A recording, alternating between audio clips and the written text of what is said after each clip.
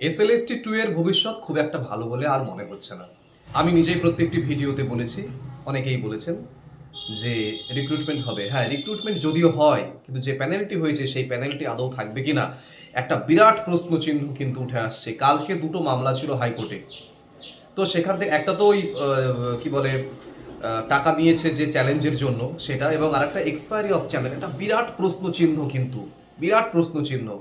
এর থেকে যে কি করে বাঁচবে কমিশন বা বাঁচাবে আপনাদের, এটা কিন্তু এখন বোঝা যাচ্ছে না। সব থেকে সাফার করছে তারা যারা ফ্রেশার।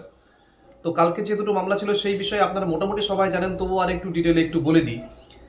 প্রথমত যে প্রশ্ন ভুল মামলা, আপনারা জানেন যে আপনাদের যে ভুল ছিল কোশ্চেনে, সেখানে প্রত্যেকটি সাবজেক্টের প্রত্যেকটি প্রশ্নের জন্য আপনাদের 100 টাকা করে লেগেছিল। এবার সত্যি সত্যি প্রচুর বেকার ভাই বোনেরা আছেন যাদের ফর্ম ফিল আপের টাকা পর্যন্তও নেই বা ঠিকঠাক ছিল না, তারা কোনো রকমে ফর্ম ফিল আপ করেছিলেন। তো সেক্ষেত্রে 9, 10 এবং 11, 12 যারা দুটোই দিয়েছিলেন, তাদের এই দুটোতেই যে পরিমাণ ভুল ছিল তার প্রত্যেকটি প্রশ্নের জন্য 100 টাকা করে নিলে যে হিউজ পরিমাণ টাকা হয়, এই টাকা কিন্তু কমিশন নিয়েছিল। এবং আমার কাছে অফিসিয়ালি আমার মনে পড়ছে না কোথাও যে এটাও বলা হয়েছিল যে টাকা ফেরত দেওয়া হবে যদি সঠিক হয় চ্যালেঞ্জ আর কি। আমার মনে পড়ছে না যে এরকম কোনো উক্তি অফিসিয়ালি কমিশন করেছেন কিনা, যদি করে থাকেন ভালো। কিন্তু তারপরে তো কোনো খবর তো হয়নি, টাকা ফেরতের কোনো গল্প হয়নি। তো এইটা কিন্তু কালকে একটা কিন্তু ভালো রকমের বাদানুবাদ হয়েছে হাইকোর্টের সাথে। তো দেখুন, এই যে চ্যালেঞ্জের জন্য প্রত্যেকটি প্রশ্নের জন্য এরকম 100 টাকা করে লাগবে, গেজেটে এরকম কোনো কিছুর উল্লেখ ছিল না। কমিশন যে নিজে যে গেজেটটা তৈরি করেছে তাতে এই উল্লেখ ছিল না। তো নিজের গেজেটের জিনিস যদি নিজেই না মানে, সেখানে আর কার কি করার আছে? এবং এই সমস্ত ভুলগুলো, এই সমস্ত ত্রুটিগুলো মানে পর পর পর পর হয়ে যাচ্ছে। এগুলো যে কি করে হচ্ছে, এগুলো ইচ্ছাকৃত নাকি অনিচ্ছাকৃত আমরা কিন্তু কেউ বুঝতে পারছি না। কিন্তু ভুলগুলো থাকছে, ত্রুটিগুলো থাকছে, যা প্যানেলটাকে বাতিল করে দেওয়ার জন্য কিন্তু খুব কার্যকর। তো কালকে হাইকোর্ট কিন্তু বলেছে যে কত টাকা নেওয়া হয়েছে হিসেব দিন। রাফলি মনে হয় 1,30,00,000 টাকা এরকম জানানো হয়েছে। 4 সপ্তাহের মধ্যে বলা হয়েছে যে আপনারা বিস্তারিত জানান যে কত টাকা নেওয়া হয়েছে। এবার সত্যি কথা বলতে প্রত্যেকটি সাবজেক্টের প্রত্যেকটি যে প্রশ্ন আর কি, এতগুলো যে প্রশ্ন, সত্যি কি এতগুলো ভুল হয়? এক্সপার্ট কমিটি তারা বসে রয়েছেন, এবং সেই চ্যালেঞ্জ করবার পরে আবার কি হয়েছে, অনেক ক্ষেত্রে আবার নম্বর কিন্তু ওই মানে ওপেন টু অল করে দেওয়া হয়েছে, নম্বর টু অল করে দেওয়া হয়েছে। তো এক্সপার্টরা তাহলে কি করেন, তাই না? তো এটা নিয়ে কিন্তু বিরাট জলঘোলা হতে চলেছে।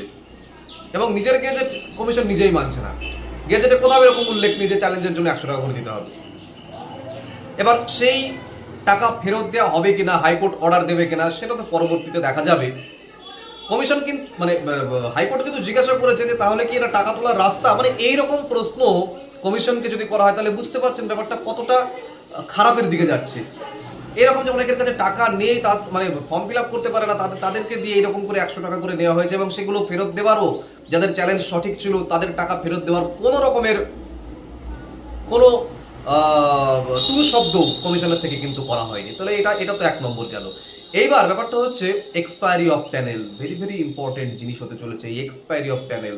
অর্থাৎ এক্সপায়ারি অফ প্যানেল মানে ডেটের পরে যে প্যানেলের যারা ছিলেন আর কি, তাদের নিয়ে কি করা হবে, তারা টেন্টেড নাকি আনটেন্টেড, এইটাই এখনো বোঝা যাচ্ছে না যে তাদেরকে টেন্টেড বলা হচ্ছে নাকি আনটেন্টেড বলা হচ্ছে। হিসেব মতো পৃথিবীর সমস্ত কিছু ক্ষেত্রেই এটা হয় যে এক্সপায়ারি অফ প্যানেল টেন্টেড। কিন্তু এক্ষেত্রে তো যারা চাকরি করেছেন, যারা যোগ্য শিক্ষক, তাদের তো কোনো দোষ নেই, তাদের তো কোনো দোষ নেই এতে, কারণ এর মধ্যে তো প্রচুর যোগ্য শিক্ষক রয়েছেন। তাহলে তাদের অবস্থাটা প্রথমত ভেবে দেখুন, যারা নিজের গুণে চাকরি পাচ্ছেন, কমিশনের ভুলের জন্য এক্সপায়ারি অফ প্যানেলের মধ্যে ঢুকে যাচ্ছেন এবং চাকরি হারাতে হচ্ছে। চাকরি হারাতে তো 2016-তে হয়েইছে। তাদের 10 নম্বরও দেওয়া হবে না, বা তারা পরীক্ষাতেই বসতে পারবেন না। 10 নম্বর দেওয়া হবে না সেটা তো পরের কথা, তাদের পরীক্ষাতেই বসতে দেওয়া হবে না, বিকজ দে আর টেন্টেড। অথচ তারা কিন্তু নিজেরা কিছুই জানেন না, কমিশন ভুল করছে। এক্সপায়ারি অফ প্যানেলের জন্য ভুক্তভোগী হতে হচ্ছে সে সমস্ত যোগ্য শিক্ষকদের। এ তো গেল যোগ্য শিক্ষকদের কথা। এইবার তাদের যে ঢুকিয়ে দেওয়া হলো বা এবার তারা যে পরীক্ষায় বসলেন, 10 নম্বর পেলেন এবং প্যানেল হয়ে গেল, তারা যদি না থাকতেন প্রচুর ফ্রেশাররা কিন্তু সেখানে ঢুকতেন, এবং যে সমস্ত ইন সার্ভিস টিচাররা পেলেন না, এখনো পর্যন্ত পাননি, তারাও কিন্তু ঢুকে যেতেন ওর মধ্যে। তার মানে কি, এক্সপায়ারি অফ প্যানেল যদি এদিক ওদিক হয়, অর্থাৎ এক্সপায়ারি অফ প্যানেল নিয়ে যদি কোনো চূড়ান্ত সিদ্ধান্ত নেগেটিভ কোনো কিছু আসে, প্যানেল কিন্তু পাল্টাচ্ছে 200%, এই নিয়ে কোনো সংশয় নেই। এমন কিন্তু নয় যে ওই ওই ওই ওই এক্সপায়ারি অফ প্যানেলের মধ্যে থাকা সবাই দুর্নীতি করে চাকরি পেয়েছিল। ঠিক যেমন করে 2016 সমস্ত টিচারদের একসঙ্গে ধরলে বলা যায় যে এদের মধ্যে খুব কম পার্সেন্টেজই অবৈধভাবে চাকরি পেয়েছে। বিশেষ করে গ্রুপ সি গ্রুপ ডিতে বেশি ছিল, 9, 10, 11, 12 কিন্তু পার্সেন্টেজ খুবই কম। এবং এই এক্সপায়ারি অফ প্যানেলের মধ্যেও কিন্তু যারা রয়েছেন তাদের বেশিরভাগই কিন্তু যোগ্যতার সঙ্গে চাকরি করছিলেন আর কি। কিন্তু এখন তাদের আবার কিন্তু প্রশ্নের মুখে পড়তে হচ্ছে। এখন তাদেরকেও টেন্টেড বলতে হবে, এবং এখন তারাও টেন্টেড হিসেবে যদি পরিগণিত হন, তাহলে টেন্টেড হিসেবে তারা কিন্তু পরীক্ষাতে বসারই তারা অধিকার হারাচ্ছেন, 10 নম্বর অনেক পরের কথা।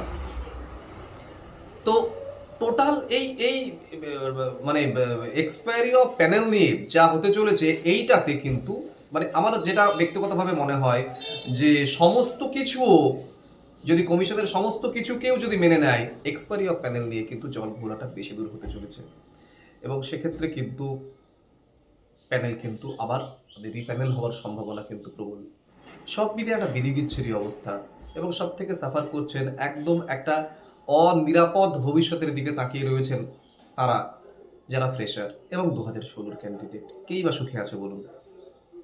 এই মুহূর্তে দাঁড়িয়ে সত্যি সত্যি বলা যায় না যে কালকে ঠিক কি হতে চলেছে। এবং হয় না যে একটা মানুষ কাজ করছেন, আমরা এক্সপেক্ট করি যে তিনি মানে তিনি ভালো করতে পারেন, খারাপ করতে পারেন, একটা এক্সপেকটেশনের মধ্যে থাকে যে ও তো ওই রকমই, ও তো খুব ভালো ছেলে, ও এই কাজটা করবে, বা ও তো খুব খারাপ ছেলে, ও খারাপ কাজটা করবে। কিন্তু সত্যি সত্যি এই এসএলএসটির যে গতি প্রকৃতি, সেই দিকে কিছু আন্দাজ করা যাচ্ছে না যে এই ভালোটা হবে বা এই খারাপটা হবে। মানে যেদিন মানে সকালবেলায় উঠে যে কোনো কিছু হয়ে যেতে পারে আর কি, এরকম একটা ব্যাপার। এবং তার সব থেকে বড় সাফারার হচ্ছে ফ্রেশার্স এবং 2016 ক্যান্ডিডেট। এই জিনিসগুলো নিয়ে ভিডিও বানাতে আমার একদমই ইচ্ছে করে না। অনেকেই আমাকে ফোন করে বলছেন যে স্যার কালকে কি হলো, এটার গতি প্রকৃতি একটুখানি বলুন ভিডিওতে। প্রচণ্ড টেন্সড তারা, প্রচুর মানুষ হোয়াটসঅ্যাপে করছে, টেক্সট করছেন। তো এই নেগেটিভ ইস্যুগুলো নিয়ে সত্যি ভিডিও বানাতে ইচ্ছে করে না। আমার শুধু মনে হয় যে আমি কাজের জিনিসই দিই যেগুলোতে সত্যি সত্যি তাদের উপকার হবে, কাউন্সিলিংয়ের ভিডিও, ইন্টারভিউয়ের ভিডিও, যেগুলোতে সত্যি উপকার হবে। কিন্তু এই যে নেগেটিভ জিনিসগুলো, মানে এই যে এত ইন্টারভিউ দিয়ে আসে, এত কিছু, কি হবে যদি সত্যি না হয়? মানে এসএলএসটি যদি মানে বাতিল হয়ে যায়, বা যে রিপ্যানেল যদি হয়, রিপ্যানেল হওয়া মানে আবার বুঝতে পারছেন কোথা থেকে কি হবে, মানে সব খোল নলচে পুরো পাল্টে যাবে। তাহলে এর ভবিষ্যৎ কি? এর ভবিষ্যৎ কেউ জানে না, ভগবানও মনে হয় জানেন না। প্রত্যেকটি দিন এখানে ইম্পর্টেন্ট, এবং প্রত্যেকটি দিনের নিউজের দিকে চোখ রাখুন। আর কি, দেখা হচ্ছে পরের ভিডিওতে খুব তাড়াতাড়ি।